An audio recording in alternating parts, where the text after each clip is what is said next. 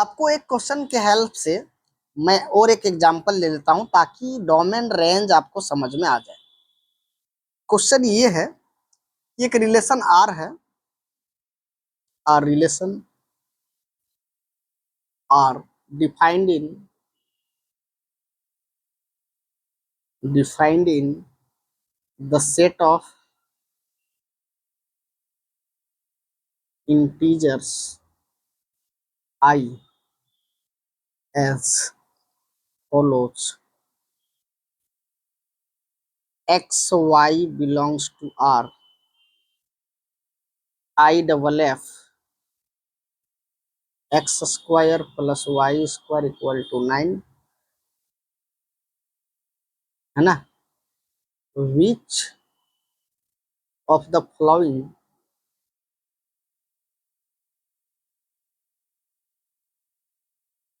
is false?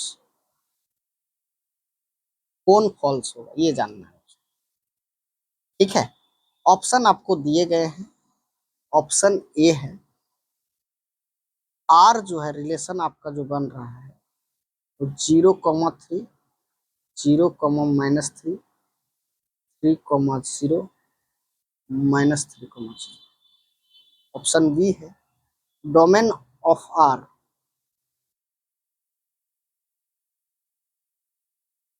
-303, range of are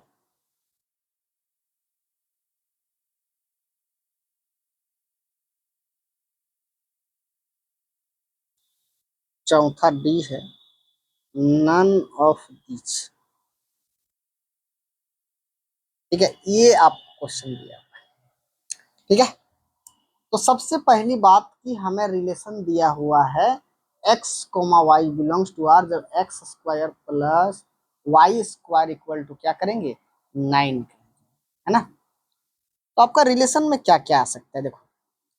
तो इसका हम सोल्यूशन करेंगे तो r में बच्चों क्या क्या आएगा।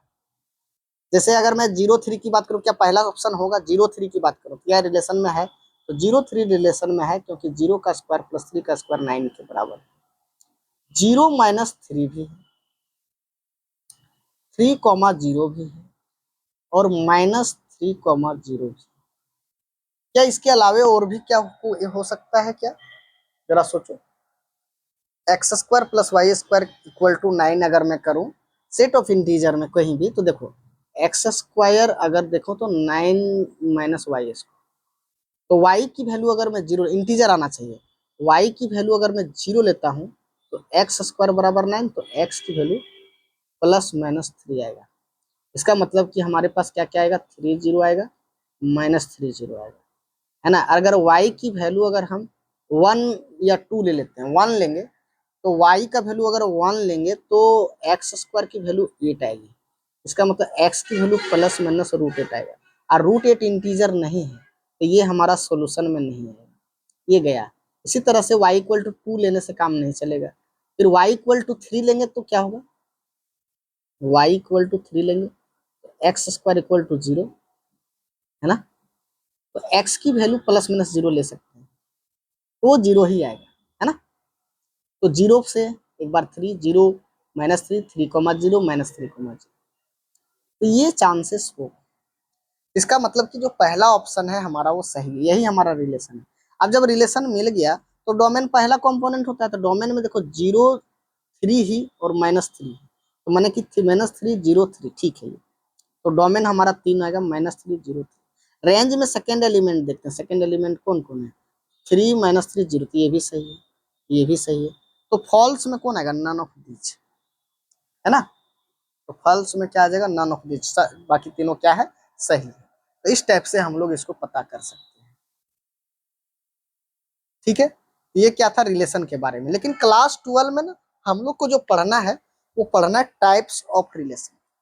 क्या पढ़ना है, टाइप्स ऑफ रिलेशन। तो आपको मैंने रिलेशन क्या होता है इसके कुछ एग्जाम्पल से भी मैंने समझाया और कुछ रियल लाइफ एग्जाम्पल से भी समझाया।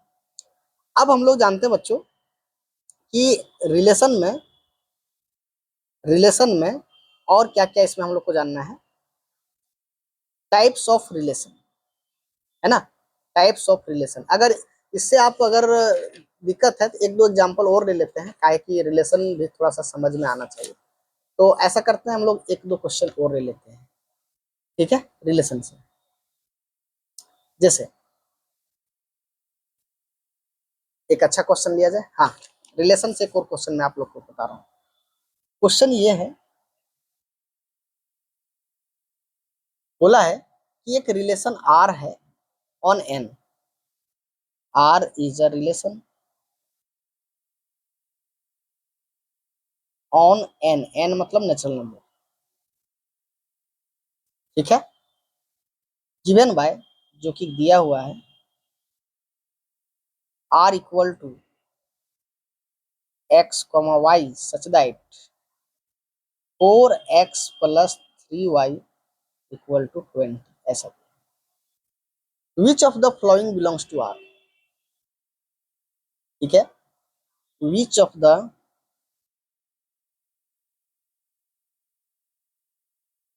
फ्लोइंग बिलोंग्स टू आर, कौन कौन रिलेशन में बिलोंग कर रहा है ये बताना है आपको। ऑप्शन दिया गया है, पहला ऑप्शन है -4, 12, दूसरा ऑप्शन है 5, 0, तीसरा ऑप्शन है 3, 4 और चौथा ऑप्शन है 2, 4। ये आपको दिया गया। अगर मैं एक्स्ट्रा क्वेश्चन इसमें ऐड कर रहा हूँ, फाइंड डोमेन एंड रेंज, ये आपको करना है। तो देखो अब इस पे क्या बोला है कि जो रिलेशन है डिफाइन है कहाँ पे, नेचुरल नंबर पे, जो कि बता रहे कि 4x प्लस 3y के बराबर होना चाहिए, 20 के बराबर होना चाहिए। तो इसको हम लोग कैसे लिखेंगे, सोल्यूशन करते समय सबसे पहले आर पे ध्यान, आर हमारे पास है एक्स कॉमा वाई इस प्रकार से कि 4x प्लस 3y करने पर क्या हो जाए, 20 हो जाए। और ऑब्वियसली एक्स कॉमा वाई क्या होना चाहिए, नेचुरल नंबर ही होना चाहिए, एक्स एंड वाई क्या होना चाहिए, बिलोंग्स टू नेचुरल।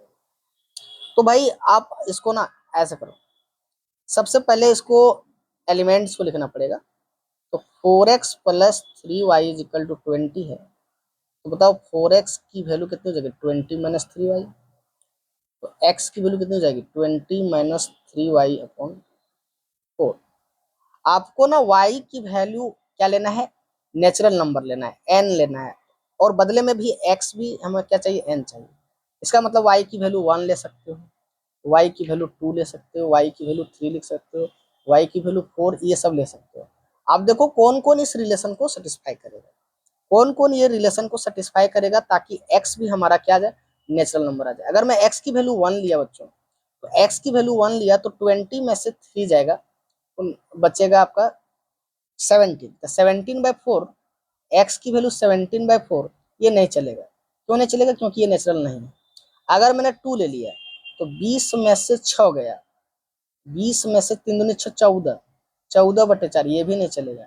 y की वैल्यू अगर मैंने 3 ले लिया, सॉरी y की वैल्यू 3 ले लिया, 3 3 जा 9, तो x की वैल्यू आ जाएगा 11/4, ये भी नहीं चलेगा।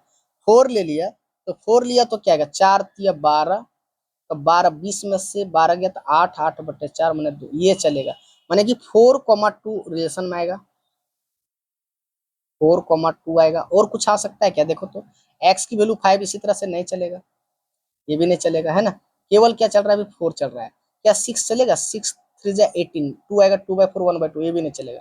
y का वैल्यू 6 भी नहीं हुआ, y की वैल्यू 7 लेंगे तो ज्यादा आ जाएगा। तो मतलब ये रिलेशन में एक ही ठो एलिमेंट है, कितने एलिमेंट्स है, एक ठो एलिमेंट है। तो भाई इस रिलेशन में एक ही एलिमेंट है, तो कौन बिलोंग कर रहा है, कौन बिलोंग कर रहा है, सॉरी यहाँ 4,2 की जगह 2,4 होगा, क्योंकि x की वैल्यू कितना आया, 2 आया, x की वैल्यू क्या आया, 2 आया। तो 2,4 एक ही ठो आया, है ना, 2,4 आया है।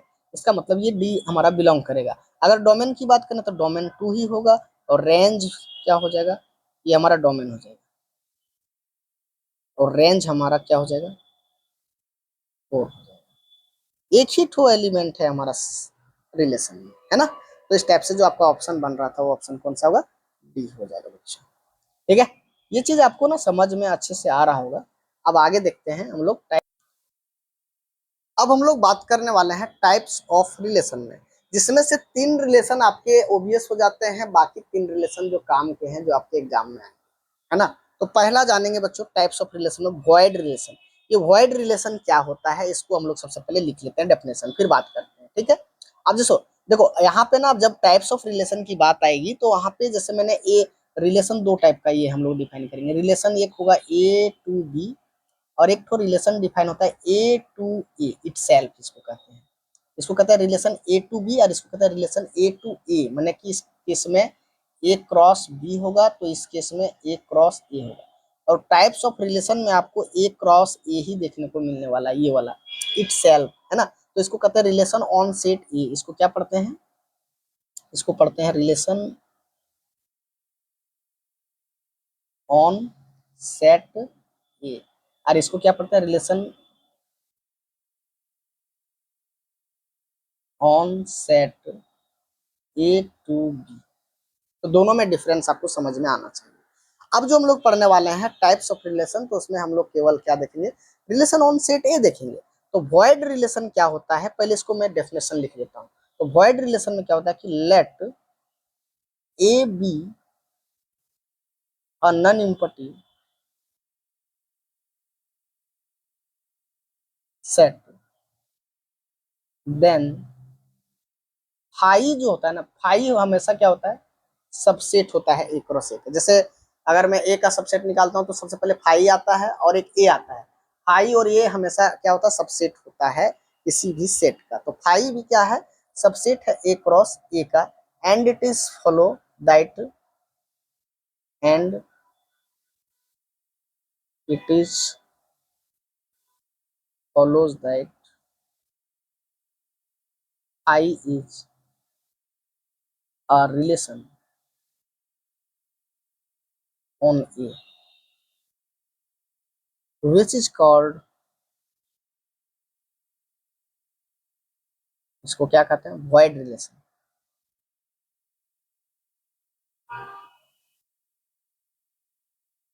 और empty relation।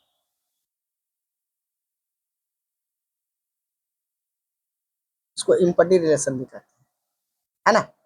इसका मतलब ये हुआ कि फाई जो होता है वो सबसेट ऑफ ए क्रॉस ए का होता है। इसी को हम लोग क्या कहते हैं, इसी को हम लोग void relation कहते हैं। उसी तरह से ना यूनिवर्सल रिलेशन होता है, यूनिवर्सल रिलेशन सेम उसी तरह से, यूनिवर्सल रिलेशन सेम उसी तरह से होता है, यूनिवर्सल रिलेशन भी सेम उसी तरह से, ठीक है।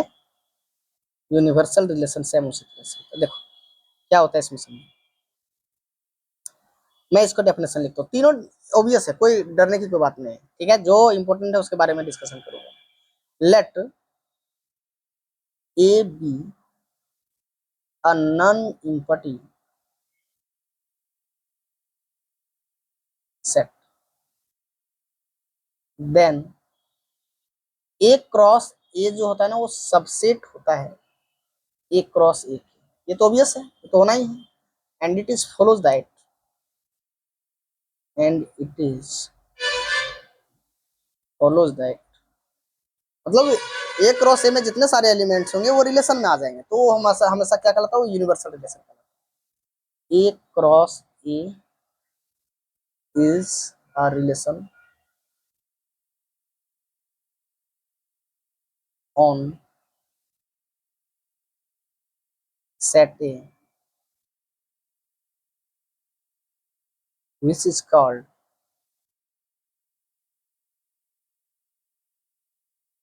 the universal relation। वो क्या कहलाता है, यूनिवर्सल रिलेशन कहलाता है। दैट मीन्स इसको आप ऐसे लिख दो, यूनिवर्सल रिलेशन मतलब ए क्रॉस ए जो होता है वो सबसेट ऑफ ए क्रॉस ए होता ही है, और यही चीज हमारा क्या कहलाता है, यूनिवर्सल रिलेशन।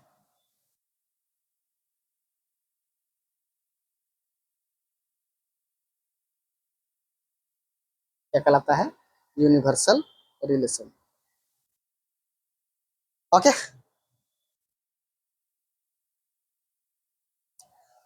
तो नेक्स्ट जो टाइप है बच्चों वो है आइडेंटिटी रिलेशन। तो आइडेंटिटी रिलेशन क्या होता है इसको समझते हैं, ठीक है।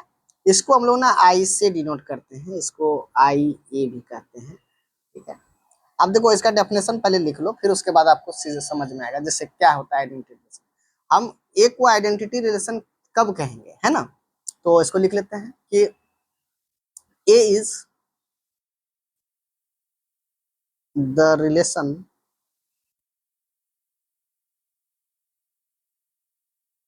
आई ए, है ना, on non empty set A is called an identity relation,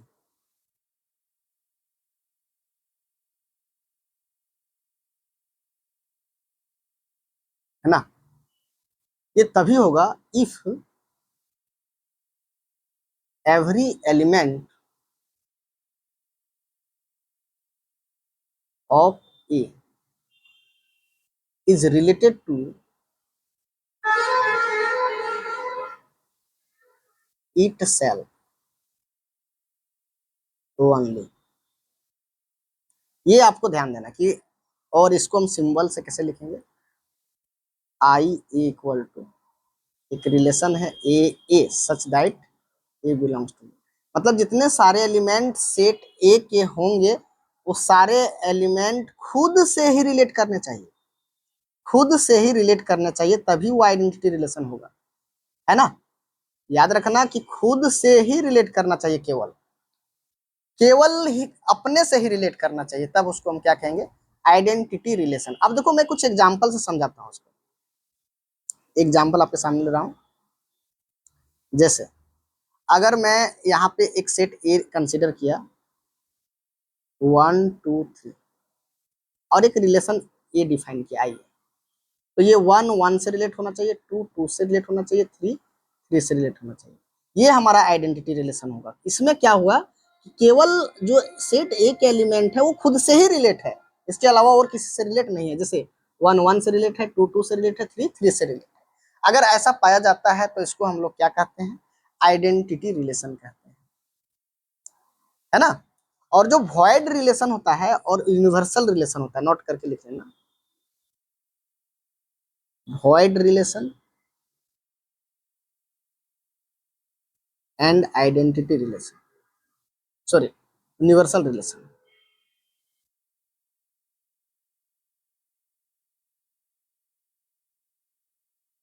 ठीक है, आर समटाइम्स कॉल्ड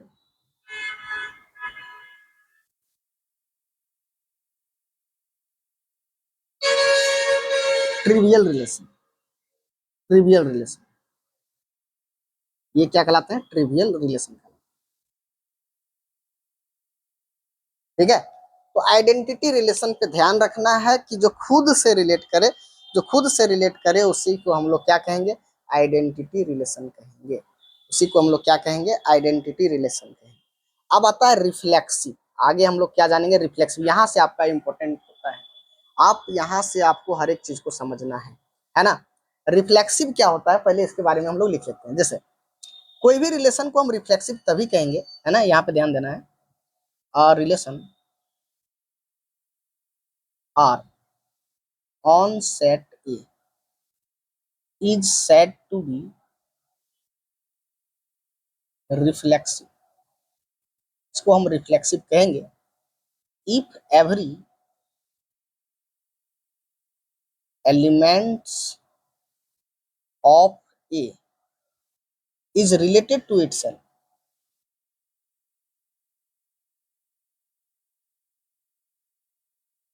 यहाँ पे ध्यान देना, पिछले वाले में रिलेटेड टू इटसेल्फ ओनली था, यहाँ पे रिलेटेड टू इटसेल्फ, मतलब कि खुद से रिलेट होना चाहिए, उसके अलावे भी किसी से रिलेट हो रहा है तो भी वो क्या होगा, रिफ्लेक्सिव रिलेशन होगा, लेकिन खुद से रिलेट होना चाहिए। ए सेट ए में जितने सारे एलिमेंट्स होंगे वो सारे एलिमेंट्स क्या होने चाहिए, खुद से रिलेट होने चाहिए, तो उसको हम क्या कहेंगे, रिफ्लेक्सिव रिलेशन कहेंगे। इसको हम लोग ऐसे लिखते हैं कि हम किसी भी रिलेशन को रिफ्लेक्सिव तभी कहेंगे, आर इज रिफ्लेक्सिव, ये होगा if A belongs to R होना चाहिए for all A belongs to set A.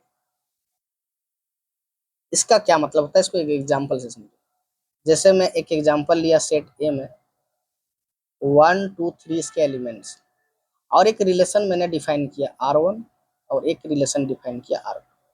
R1 हमारे पास है 1 1 1 2 1 3 2 1,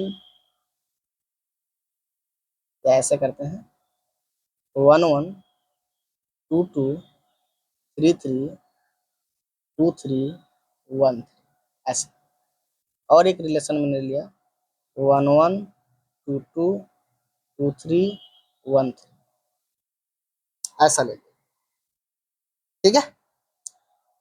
अब ये मुझे बताना है कि रिफ्लेक्सिव जो मैंने यहाँ पे लिखाया उसका क्या मतलब होता है। रिफ्लेक्सिव का मतलब होता है कि सेट ए के जितने सारे एलिमेंट्स होंगे वो क्या होना चाहिए, हर एक एलिमेंट आपस में रिलेट होना चाहिए। अब पहले सबसे पहले रिलेशन वन में देखो। रिलेशन वन में देखोगे कि वन वन से रिलेट है, टू टू से रिलेट है, थ्री थ्री से रिलेटेड। इसके अलावे अगर टू थ्री है, वन थ्री है, तो टू थ्री वन थ्री तो ये तो सबसेट ऑफ ए क्रॉस ए का है ही।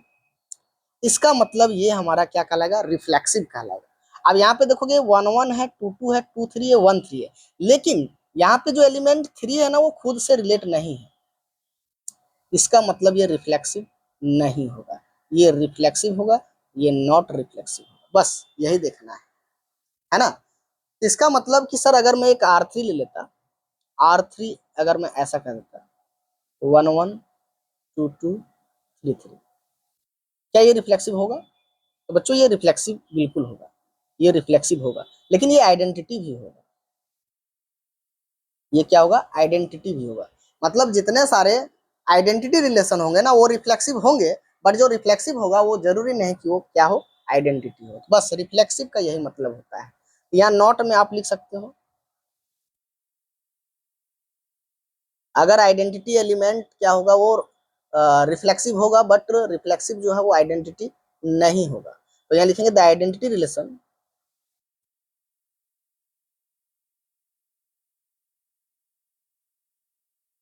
Is always reflexive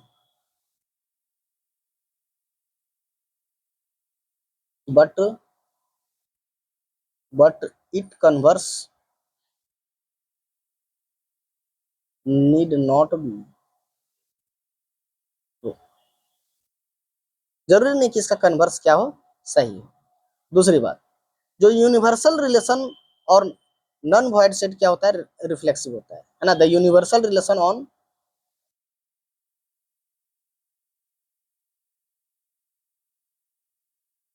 the universal relation on a non empty set is reflexive. जो यूनिवर्सल रिलेशन होगा वो भी हमेशा क्या होगा, रिफ्लेक्सिव। ठीक है। अगर इसके रियल लाइफ एग्जांपल की बात करें रिफ्लेक्सिव की, रियल लाइफ एग्जांपल की बात करें रिफ्लेक्सिव की, तो जैसे अगर मैं कहूं कि set of parallel lines, set of parallel lines, अगर सेट ऑफ पैरेलल लाइंस की बात करें तो एक लाइन खुद का पैरेलल होता है, इसका मतलब वो रिफ्लेक्सिव का एग्जांपल है। Set of congruent triangles, congruent triangles, ये भी क्या होगा, रिफ्लेक्सिव होगा। हर एक ट्राइंगल खुद का क्या होता है, कॉन्ग्रुएंट होता है ना। सिमिलर भी कर सकते हैं, तो ये क्या कहलाएगा, रिफ्लेक्सिव होगा। अब आते हैं बच्चों सिमेट्रिक में। ये सिमेट्रिक रिलेशन क्या होता है, तो पहले इसके डेफिनेशन पार्ट लिख लेते हैं कि सिमेट्रिक कब कहेंगे। तो सिमेट्रिक में क्या देखना है कि a relation R on set A is called symmetric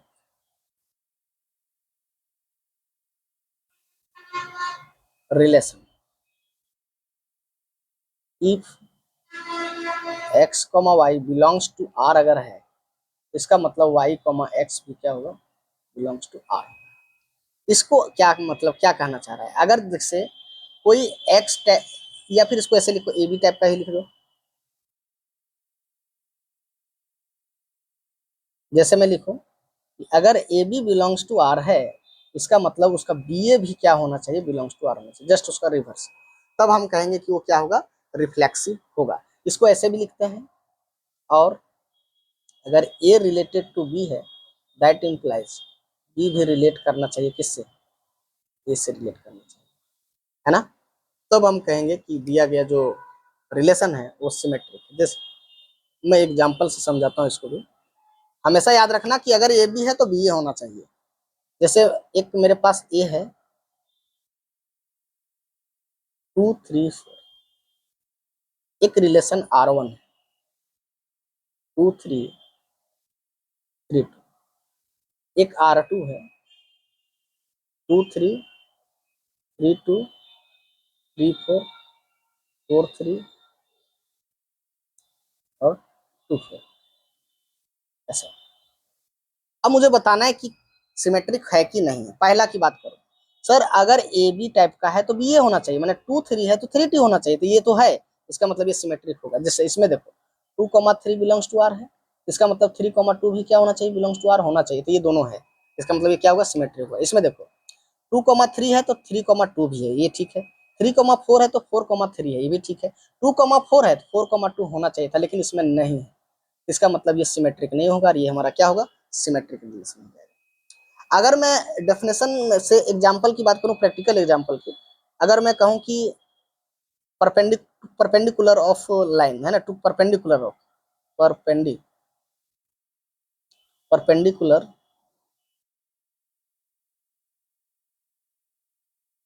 cooler of two lines, तो दो लाइन्स अगर परपेंडिकुलर है तो क्या होगा, देखो अगर मान लो मैंने एक लाइन ले लिया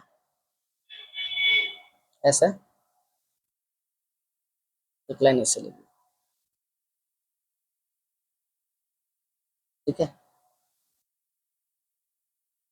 यस,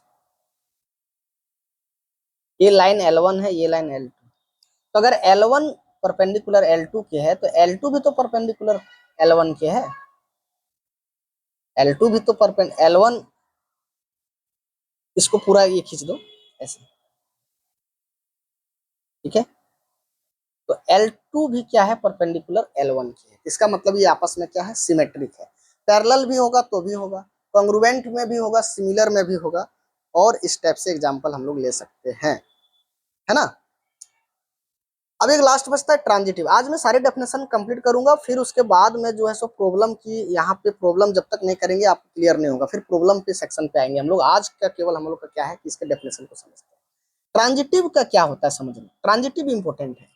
बोलता क्या है कि a relation R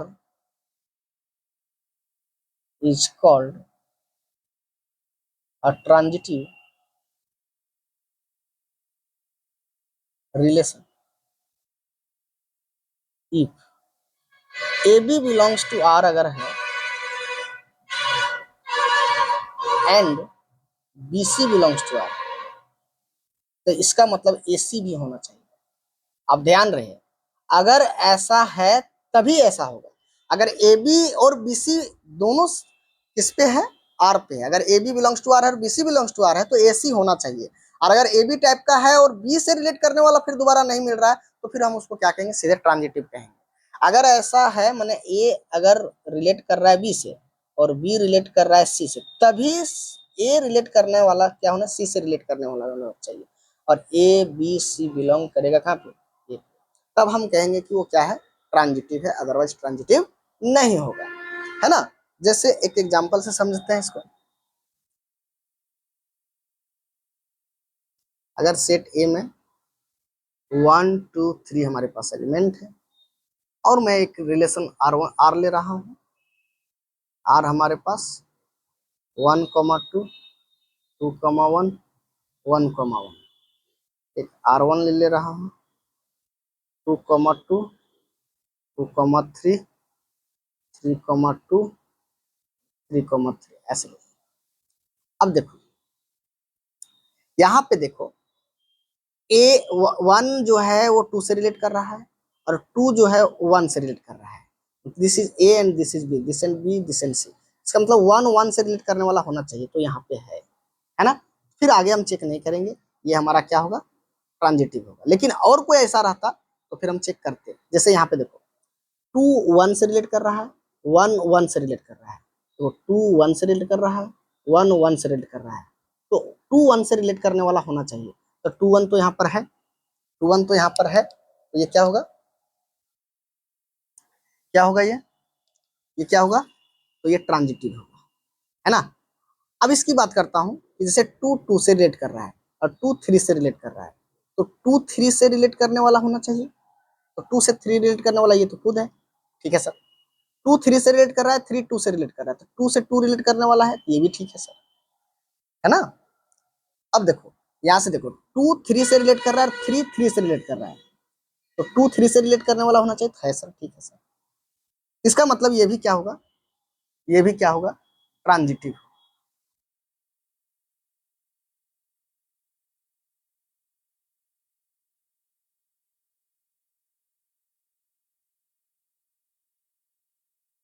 सॉरी, इसमें थोड़ा सा फर्स्ट वाले में थोड़ा सा चेक करोगे आप, थोड़ा सा यहाँ मिस्टेक हो रहा है।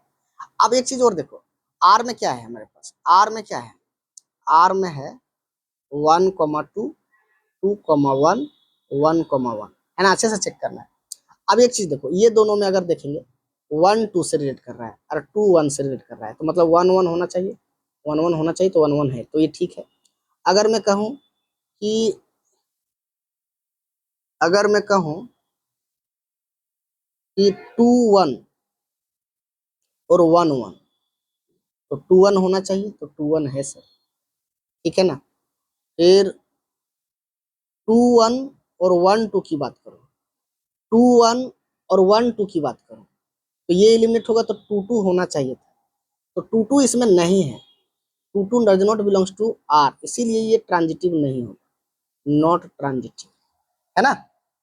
और इस केस में सेकंड वाले के केस में क्या होगा, तो सेकंड के केस में हमारा क्या हो जाएगा, वो R1 हमारा क्या हो जाएगा, ट्रांजिटिव होगा, क्योंकि हर एक एलिमेंट इस टाइप का मिल जा रहा है ना। जैसे देखो आप कहीं से भी ले लो, 3 3 पकड़ा और 3 से रिलेट करने वाला कौन है, 3 2 है, ये हटेगा तो 3 2 होना चाहिए, तो 3 2 इसमें है।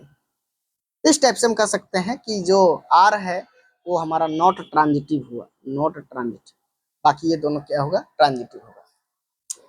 ओके, तो आपको एक और यहाँ पे होता है इक्विवेलेंस रिलेशन, थोड़ा इसको मैं बता दूं, फिर आज मैं सारा डेफिनेशन पार्ट बताया हूँ, फिर क्वेश्चन करेंगे तो और समझ में आपको आएगा। इक्विवेलेंस रिलेशन, तो इक्विवेलेंस रिलेशन क्या होता है समझना। इक्विवेलेंस रिलेशन में क्या कहते हैं कि अ रिलेशन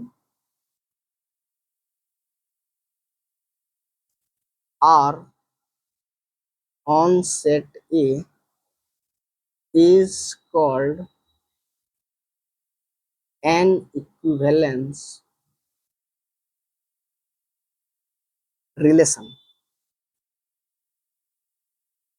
if, पहला चीज, R is reflexive, रिफ्लेक्सिव कहने का मतलब हुआ ए बिलोंग्स टू आर होना चाहिए, for all A belongs to set A होना चाहिए।